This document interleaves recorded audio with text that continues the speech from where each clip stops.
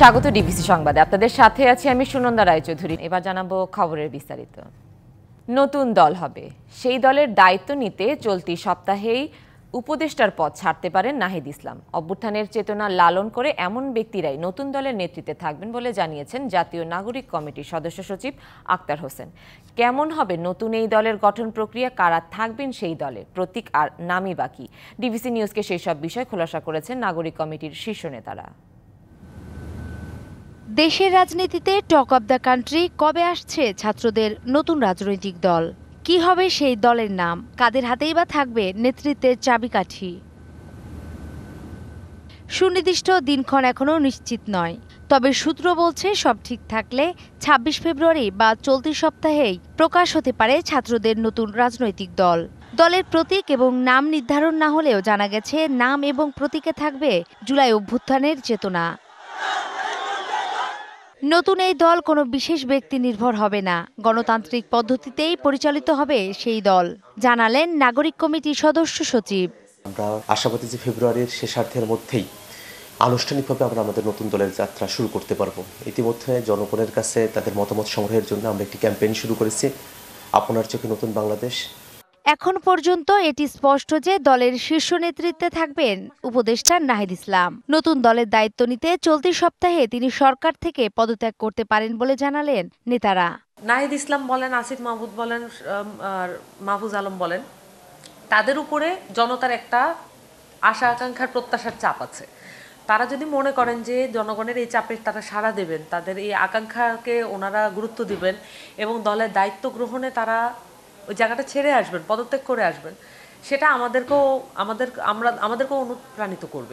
নাগরিক কমিটির শীর্ষ এই দুই নেতা জানান আহ্বায়ক কমিটির মাধ্যমে যাত্রা শুরু করবে দলটি। বর্তমান সময়টাতে জনগণের আকাঙ্ক্ষার যে জায়গাগুলো আছে ছাত্র প্রতিনিধির মধ্য দিয়ে সেটাকে সরকারে বাস্তবায়ন করার একটা জায়গা সরকারে থেকে যায়। দলের গাঠনিক প্রক্রিয়াতে বিভিন্ন সময় তো অনেক মানুষই আমাদের সাথে যুক্ত হবেন, হয়তো কোনো একটা সময়ের প্রেক্ষাপটে তারাও আমাদের সঙ্গে যুক্ত হলেও হতে পারেন। এই রাজনৈতিক দল গঠন, সেটা যেই পক্ষই এটাকে বাধা দিতে চাক না কেন, এই রাজনৈতিক দল গঠনটা একদম ওই ইতিহাসের দ্বারপ্রান্তে একেবারে অবশ্যম্ভাবী একটা কার্যক্রম। নতুন দলে তৃণমূল থেকে শুরু করে অভ্যুত্থানের অংশগ্রহণকারীদের সকলের অবদান থাকবে বলেও জানান তারা। নূপুর মাহমুদ, ডিবিসি নিউজ, ঢাকা।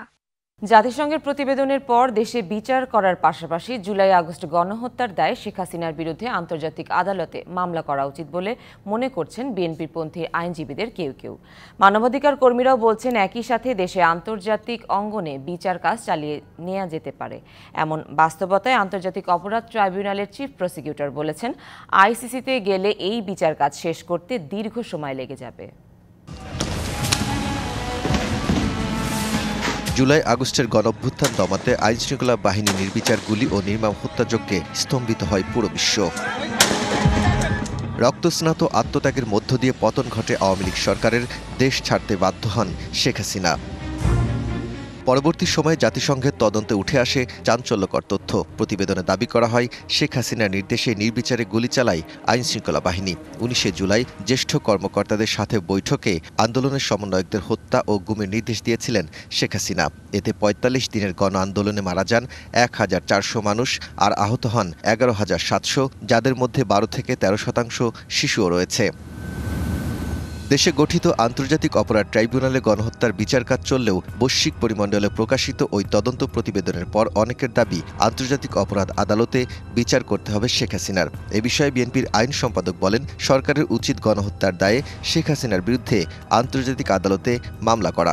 জাতিসংঘ শেখ হাসিনার বিচারটা আন্তর্জাতিক পরিমণ্ডলে করার জন্য একটা দ্বার উন্মুক্ত করে দিয়েছে। আইনজীবী হিসাবে বিশ্বাস করি সরকার এই সুযোগটা নিবে এবং আন্তর্জাতিক আদালতে অর্থাৎ ইন্টারন্যাশনাল ক্রিমিনাল কোর্টে শেখ হাসিনার বিরুদ্ধে এবং তার যে সহযোগী ছিল তাদের বিরুদ্ধে মামলা দায়ের করবে। জাতিসংঘের তদন্ত প্রতিবেদন প্রকাশের পর মানবাধিকার কর্মীরাও বলছেন, দেশে বিচার করার পাশাপাশি আন্তর্জাতিক আদালতে যাওয়ার সুযোগ তৈরি হয়েছে। এতে করে বিচারের স্বচ্ছতা নিয়ে কেউ প্রশ্ন তুলতে পারবে না। এই প্রতিবেদন জুলাই গণহত্যার বিচার কাজে গুরুত্বপূর্ণ দলিল হিসেবে কাজ করবে বলেও মত দেন মানবাধিকার কর্মী। আমি মনে করি যে এটা একটা গুড রেফারেন্স পয়েন্ট হিসেবে কাজ করবে, যে একটা নিরপেক্ষ তদন্ত অলরেডি হয়েছে প্রাইমারিলি, যেটা আলাদা করে যখন অভিযোগগুলো আসবে তখন তাদের প্রসিকিউশন টিম আলাদা করে তদন্ত করবেন, সেই সব প্রসিজিওর সম্পূর্ণভাবে আলাদা। কিন্তু এই প্রসেসটা একটু লম্বা প্রসেস সেখানেও, কিন্তু আমি মনে করি যে আমাদের আন্তর্জাতিক বিচারালয়ে যাওয়ার সুযোগ আছে। বিশ্বের বিভিন্ন দেশে সংগঠিত গণহত্যার বিচার আন্তর্জাতিক আদালতে চললেও তার সুফল আসেনি তেমন রোহিঙ্গা গণহত্যা কিংবা নিরীহ ফিলিস্তিনিদের গণহত্যার বিচার কাজ বছরের পর বছর ঝুলে আছে। এমন বাস্তবতায় আন্তর্জাতিক অপরাধ ট্রাইব্যুনালের চিফ প্রসিকিউটর বলেন, আইসিসিতে গেলে বিচার কাজ ঝুলে যাবে। আন্তর্জাতিক অপরাধ আদালতে একটা প্রাইমারি অ্যালিগেশন যাচাই বাছাই করতে তারা 1 বছর থেকে শুরু করে 10 বছর পর্যন্ত সময় নেয়। ধীর গতির বিচার হচ্ছে আন্তর্জাতিক অপরাধ আদালত অর্থাৎ আইসিসি। বাংলাদেশেরটা কুইকেস্ট, এবং বাংলাদেশে এখানে সাক্ষী, এখানে আসামি, এখানে এলিমেন্টসগুলো, এখানে ঘটনাস্থল, এখানে আমি আন্তর্জাতিক আদালতে কোন দুঃখে যাব। সুতরাং বাংলাদেশের পক্ষে নিজস্ব ট্রাইব্যুনালে বিচার করাটাই অপশন, আন্তর্জাতিক আদালতে যাওয়ার ব্যাপারটা তাদের কোনো ভায়াবল অপশন নয়। তাজুল ইসলামের মতে, জাতিসংঘের প্রতিবেদন শেখ হাসিনাকে দেশে ফিরিয়ে আনতে ভারতের উপর চাপ তৈরি করেছে। আন্তর্জাতিক এরকম একটা নিরপেক্ষ সংস্থা যখন তাদেরকে গণহত্যাকারী হিসাবে চিহ্নিত করছে, মানবতা বিরোধী অপরাধী হিসাবে চিহ্নিত করছে, সেরকম একটা চিহ্নিত অপরাধীকে ভারতের মাটিতে ভারত সরকার একটা অ্যাক্সেস দিয়ে তাকে পেলে পুষে বড় করার যে কাজটা করছে, এটা তাদের উপর একটা ভয়ঙ্কর চাপ তৈরি করবে। দ্রুতই জুলাই আগস্ট গণহত্যার বিচারে আলোচিত কিছু মামলার তদন্ত প্রতিবেদন জমা দেওয়া হবে বলেও জানান chief prosecutor. Daud Khan, DBC news, Dhaka. Bharat Bangladesh সম্পর্ক নির্দিষ্ট সরকার কেন্দ্রিক হওয়া উচিত নয়, এমনটাই মনে করেন পররাষ্ট্র উপদেষ্টা তৌহিদ হোসেন। ভারতের সংবাদ মাধ্যম দ্য হিন্দুকে দেওয়া এক সাক্ষাৎকারে তিনি কথা বলেন। সোমবার প্রকাশিত এই সাক্ষাৎকারে উপদেষ্টা তৌহিদ হোসেন বাংলাদেশ ভারতের দ্বিপক্ষীয় সম্পর্ককে পরীক্ষায় ফেলা বেশ কিছু বিষয় নিয়ে কথা বলেছেন। এর মধ্যে রয়েছে সংখ্যালঘুদের ওপর হামলা, ভারত থেকে শেখ হাসিনার বক্তব্য, বিবৃতি দেয়া, সীমান্ত হত্যা, জেলেদের সঙ্গে দুর্ব্যবহার এবং আদানির বিদ্যুৎ প্রকল্প সংক্রান্ত বিষয়। গেল রবিবার ওমানের রাজধানী মাস্কাটে ৮ম ইন্ডিয়ান ওশান কনফারেন্সের ফাঁকে ভারতের পররাষ্ট্রমন্ত্রী এস জয়শঙ্করের সঙ্গে সাক্ষাৎ হয় পররাষ্ট্র উপদেষ্টা তৌহিদ হোসেনের। সেখানে আলোচনায় দুই দেশের সম্পর্ককে যেসব চ্যালেঞ্জ দেখা দিয়েছে সেগুলোর সমাধানে একসঙ্গে কাজ করার উপর গুরুত্ব আরোপ করা হয়। আগামী এপ্রিল মাসে থাইল্যান্ডের রাজধানী ব্যাংককে অনুষ্ঠেয় বিমস্টেক শীর্ষ সম্মেলনের ফাঁকে ভারতের প্রধানমন্ত্রী নরেন্দ্র মোদী ও বাংলাদেশের প্রধান উপদেষ্টা অধ্যাপক মোহাম্মদ ইউনুসের সাক্ষাৎ হতে পারে বলেও জানান তৌহিদ হোসেন। আজ রাজধানীতে শেষ হচ্ছে জেলা প্রশাসকদের সম্মেলন। জুলাই অভ্যুত্থানের পর বদলে যাওয়া প্রেক্ষাপট, জনসম্পৃক্ত প্রশাসন গড়ে তোলার দিক নির্দেশনা নিয়ে নিজ নিজ জেলায় ফিরে যাবেন ডিসিরা। রবিবার সম্মেলনের উদ্বোধন করেন প্রধান উপদেষ্টা ডক্টর মোহাম্মদ ইউনুস। রবিবার ও সোমবার দিনভর ভিন্ন ভিন্ন সেশনে মন্ত্রণালয়ের দায়িত্ব প্রাপ্ত উপদেষ্টারাও যুক্ত হন সম্মেলনে। জেলার সমস্যা, সম্ভাবনা এবং আগামীর পরিকল্পনা নিয়ে খোলাখুলি মত দেন জেলা প্রশাসকরা। উপদেষ্টাও কথা বলেন রাষ্ট্রনীতি আর বদলে যাওয়া পরিস্থিতি নিয়ে।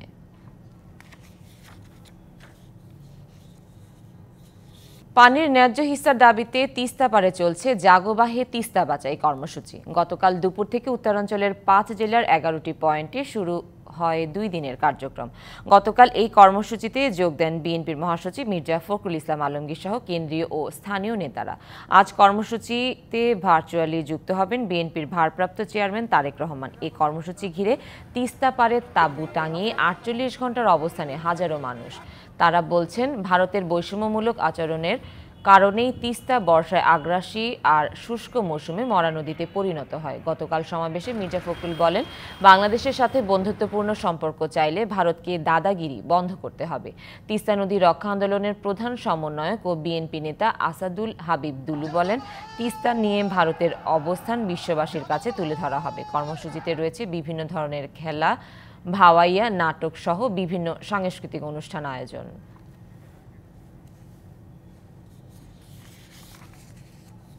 এখন থেকে পাসপোর্ট করতে পুলিশ ভেরিফিকেশন লাগবে না। জাতীয় পরিচয়পত্রের তথ্যের ভিত্তিতে আবেদনকারীকে পাসপোর্ট দেবে সরকার। স্বরাষ্ট্র মন্ত্রণালয়ের সুরক্ষা বিভাগ থেকে পাঠানো এই সংক্রান্ত সারসংক্ষেপে অনুমোদন দিয়েছেন প্রধান উপদেষ্টা ডক্টর মোহাম্মদ ইউনুস। সোমবার প্রধান উপদেষ্টা এই সারসংক্ষেপ অনুমোদন দিয়েছেন বলে জানিয়েছেন তার প্রেস উইং। এর আগে রবিবার জেলা প্রশাসক সম্মেলনের উদ্বোধনী অনুষ্ঠানে পাসপোর্ট করার ক্ষেত্রে পুলিশ ভেরিফিকেশনের বিধান বাদ দেওয়ার সিদ্ধান্তের কথা জানিয়েছিলেন প্রধান উপদেষ্টা।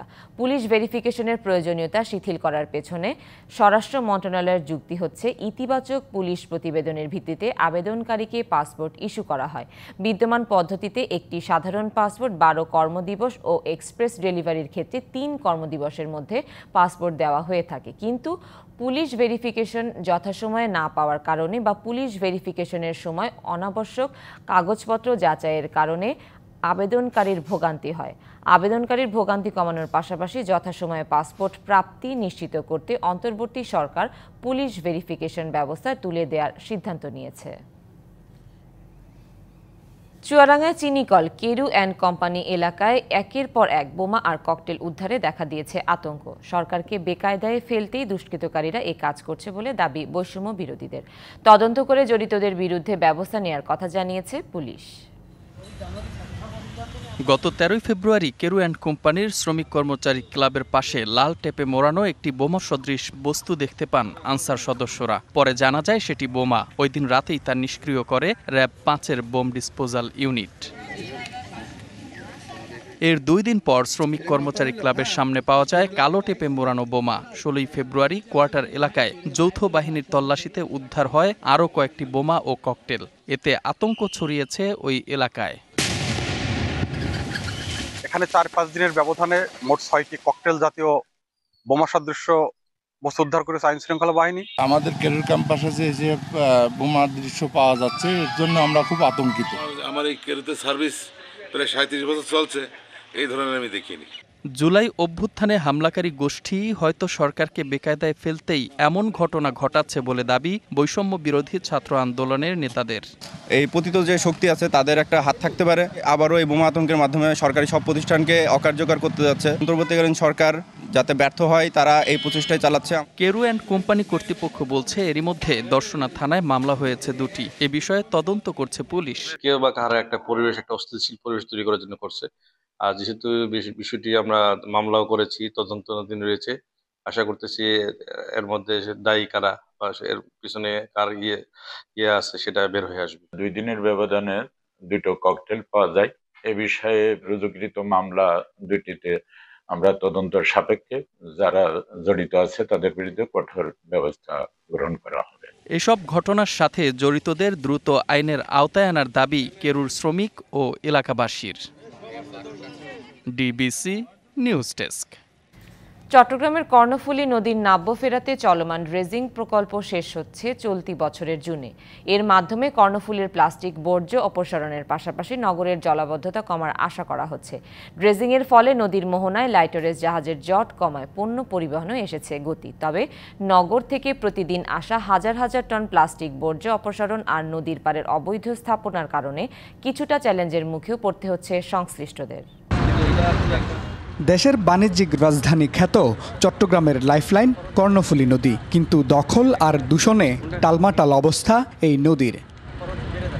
70 লাখ বাসিন্দার এই শহরের 37টি খাল ও নালা দিয়ে প্রতিদিন 2000 টনের বেশি বর্জ্য পড়ছে কর্ণফুলীতে, যা নগরীতে জলাবদ্ধতা সৃষ্টির অন্যতম কারণ। হুমকিতে ফেলছে নদীর জীববৈচিত্র্যকেও। জলাবদ্ধতা নিরসনে 3টি সেবা সংস্থা 1 দশকেরও বেশি সময় ধরে 4টি প্রকল্প বাস্তবায়ন করছে। এরপরও বর্ষা এলেই জলাবদ্ধতার দুর্ভোগে পড়তে হয় নগরবাসীকে। 2017 সালে নদীর নাব্যতা ফেরাতে ও জলাবদ্ধতা নিরসনে উদ্যোগ নেয় বন্দর কর্তৃপক্ষ। 295 কোটি টাকা ব্যয়ে ক্যাপিটাল ড্রেজিং নামের এই প্রকল্প বাস্তবায়ন করছে নৌবাহিনী। এর অংশ হিসেবে অপসারণ করা হচ্ছে নগরীর 8টি খালের মুখের 4 কিলোমিটার অংশের বর্জ্য ও মাটি। আমাদের প্রথম টার্গেট ছিল হচ্ছে আমাদের এই যে বর্জ্যগুলো, যে ময়লাগুলো খাল দিয়ে আসছে, আমাদের মূল চ্যানেলকে যেন সেটা কোনো ধরনের এফেক্ট না করে। এই যখন আমাদের খালগুলো পরিষ্কার করছে, সে সাথে এটা বাই প্রোডাক্ট হিসেবে আমাদের খালের ভিতর দিকে মূল শহরের যে জলাবদ্ধতা যে কারণ হয়, সেটা আমরা আমাদের অংশটা পরিষ্কার রাখছি।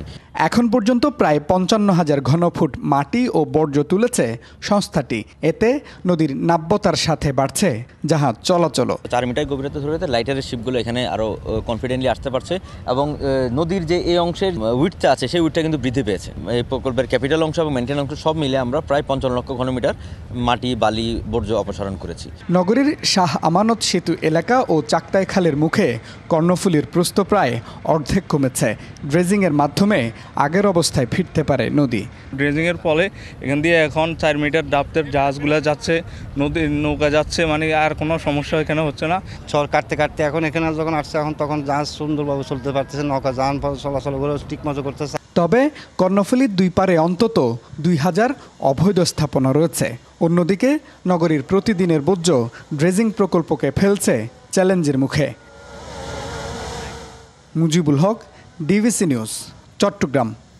রাশিয়ার প্রেসিডেন্ট ভ্লাদিমির পুতিনের সাথে ফোনালাপ, তারপর আচমকাই ইউক্রেন যুদ্ধ বন্ধে দ্রুততম সময়ে আলোচনা শুরুর ঘোষণা মার্কিন প্রেসিডেন্ট ডোনাল্ড ট্রাম্পের।